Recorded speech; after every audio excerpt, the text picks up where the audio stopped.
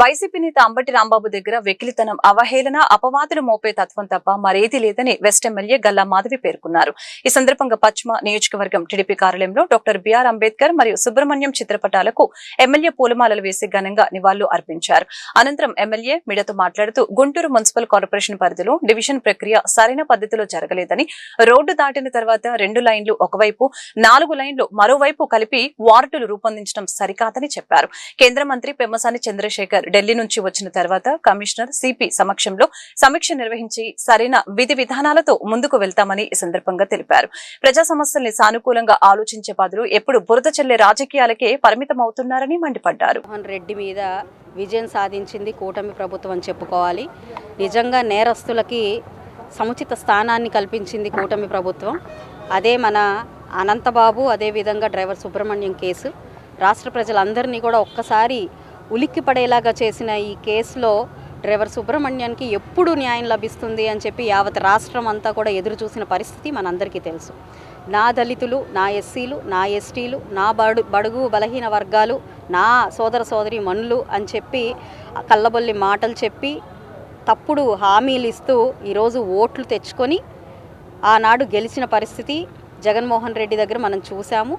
Party శ్రేణులందరూ కూడా కల్లబొల్లి మాటలు చెప్పి ఒక మాయ మాటలు మభ్యపెట్టే ధోరణితో అధికారంలోకి రావడం జరిగింది. అధికారం వచ్చినప్పటి నుంచి కూడా ఎటు చూసినా అరాచకం, అల్లకల్లోలం, కరప్షను తప్ప ఇంకెక్కడ కూడా ఇంకా మరి ఏ పరిస్థితి లేని పరిస్థితి మనందరం రాష్ట్ర వ్యాప్తంగా కూడా చూసాం.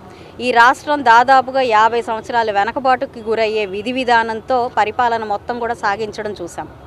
మరి ఆ క్రమంలోనే నా దళితులు అని చెప్పి ఓటు వేయించుకొని ఈ రోజుకి కూడా నాకు 43% ఓటు పర్సంటేజ్ ఉంది అని చెప్పి గర్విస్తున్న జగన్మోహన్ రెడ్డి ఓట్ బ్యాంక్ అంతా కూడా ఎస్సీ ఎస్టీది అని ఆయన గర్వం ఏ స్థాయిలో చేరుకుంది అనంటే వాళ్ళు ఎక్కడా ఆలోచించే వ్యక్తులు కాదు. బడుగు బలహీన వర్గాలకు చెందినవారు. నేను ఏ కల్లబొల్లి మాటలు చెప్పినా కూడా వారు నమ్మి నాకు మళ్ళీ రేపు ఓటేస్తారు అనే ఒక ధీమా తప్ప 11 సీట్లకి మిగిల్చారే ప్రజలందరూ కలిసి అనే ఒక ఆలోచన లేని ఒక అవివేకి ఈరోజు జగన్మోహన్ రెడ్డి అని మనం అర్థం చేసుకోవాలి.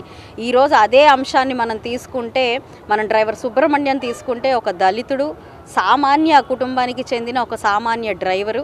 అలాంటిది అతని మీద ఎలాంటి దాష్టికానికి వైసీపీ నాయకులు పాల్పడ్డారో మనం అందరం చూసాము.